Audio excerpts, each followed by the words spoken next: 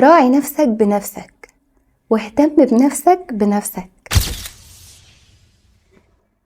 اهتمامك بنفسك عمره ما كان رفاهية، دي حاجة أساسية وضرورية لصحتك النفسية والجسدية. ناموا كويس وكلوا كويس، وياريت أكلكم يكون صحي قد ما تقدروا. خلوا الأكل يكون متوازن علشان صحتكم تكون أحسن، وعلشان جسمكم يقدر يقاوم ويبقى عنده قوة وطاقة.